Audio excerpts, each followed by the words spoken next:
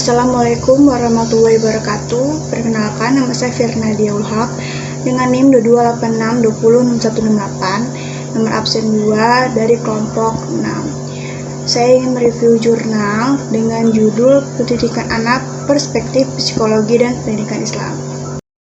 Abstrak. Penelitian ini bertujuan untuk mendeskripsikan dan melakukan penganalisaan terhadap berbagai aspek pendidikan anak dan menemukan konsep pendidikan anak dalam perspektif psikologi dan pendidikan Islam. Jenis penelitiannya adalah library research, teknik pengumpulan data menggunakan dokumentasi setelah data terkumpul, kemudian dianalisis dengan analisis deskriptif dan konteks analisis. Hasil penelitian menunjukkan bahwa pertama, konsepsi pendidikan anak dalam perspektif psikologi memiliki 4 dimensi utama, yaitu fisik, psikis, spiritual, dan sosiokultural.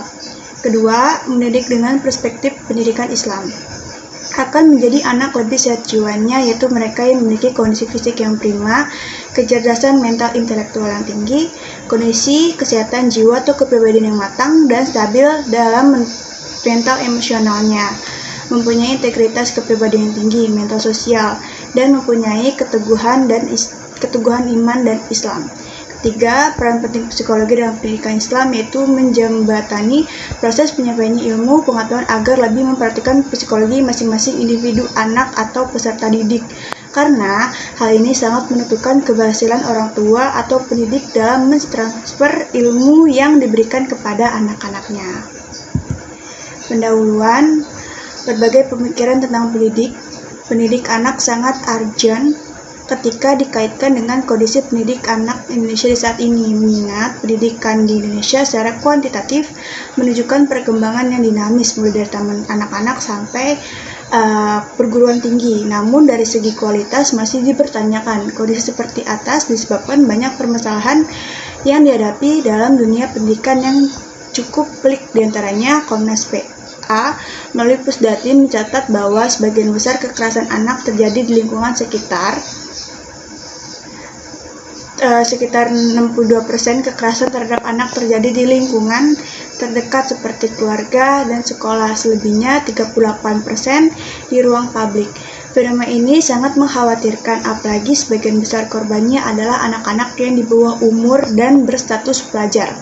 Dengan pelaku, anggota keluarga dan guru sekolah melihat permasalahan yang terjadi di atas, maka ini bertolak belakang dengan pemikiran pendidikan yang ada, di mana hakikat anak yang harusnya dirawat, dididik, dan diberikan haknya untuk mendapatkan pendidikan, tapi ini justru sebaliknya. Menurut Agnes Sujono dalam bukunya bahwa anak merupakan karunia Tuhan kepada manusia yang karenanya harus dirawat, dipelihara, dididikan dengan baik, tidak dengan kekerasan dan pukulan. Sedangkan menurut Jean-Jacques Rousseau mengungkapkan sebagaimana yang dikutip oleh Wahyudi dalam bukunya bahwa anak-anak dilahirkan memiliki fitrah yang baik, tidak jahat, sehingga anak layak mendapatkan kasih sayang yang pengaruh sosial dari masyarakatnya. Dari perbedaan pendapat para ahli di atas dapat disimpulkan bahwa anak merupakan amanah yang harus dirawat dan dijaga serta dipenuhi haknya untuk mendapatkan pendidikan.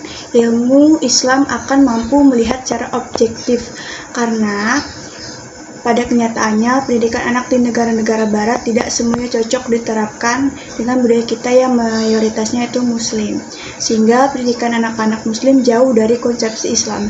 Oleh karena itu, perlu adanya menggabungkan antara pemikiran pendidikan anak di dunia barat yang cenderung bersifat psikologis akademis dan pemikiran pendidikan Islam yang lebih cenderung bersifat filosofis religius.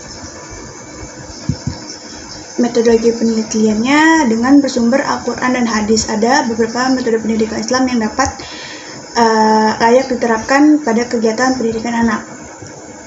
Metodenya yang dimaksud itu ada 3. Yang pertama itu keteladanan uswah. Keteladanan uswah itu dalam KBBI diartikan sebagai perbuatan yang patut ditiru dan dicontoh. Terus yang kedua, mendidik melalui permainan dan cerita. Yang ketiga, metode reward dan punishment, targhib dan tarhib. Tarhib adalah janji yang disertai dengan bujukan dan membuat senang terhadap suatu maslahat. kenikmatan atau kesenangan akhirat, sedangkan tarhib adalah ancaman dengan siksaan sebagai akibat melakukan dosa atau kesalahan yang dilarang oleh Allah Subhanahu wa taala. Hasil dan pembahasannya, psikologi dan pendidikan Islam tidak dapat dipisahkan, mengingat setiap perkembangan dan pertumbuhan membawa ciri-ciri kejiwaan dan kejasmanian yang menuntut pelayanan atau penerapan metode pendidikan yang sesuai dari para pendidik. Oleh karena sasaran pendidikan tersebut mencakup masalah psikologis dan fisiologis, maka pendidikan Islam tidak bisa melepas diri dari kajian psikologi, terutama psikologi pendidikan. Karena antara kedua ilmu tersebut saling terkait secara sinergis.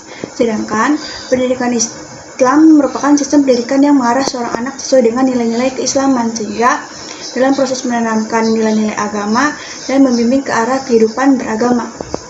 Ilmu pendidikan Islam memerlukan juga bantuan psikologi agama, karena psikologi agama menunjukkan tentang tingkat-tingkat kemampuan anak dalam menerima nilai-nilai agama beserta kepekaannya terhadap penerimaan nilai-nilai tersebut. Kesimpulannya, bahwa konsepsi pendidikan anak dalam perspektif psikologi memiliki 4 dimensi utama, yaitu fisik, psikis, spiritual, dan sosiokultural. Pola asuh pendidikan anak harus sesuai dengan kondisi psikologi anak, yaitu dengan gaya otoritatif.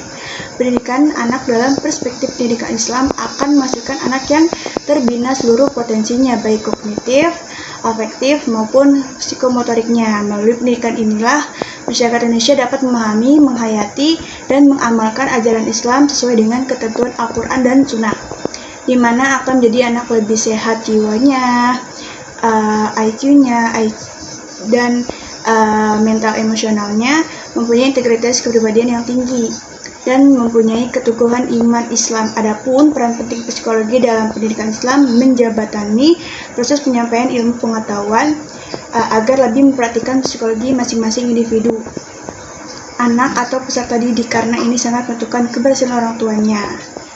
Dan yang terakhir adalah link jurnal yang saya sudah review.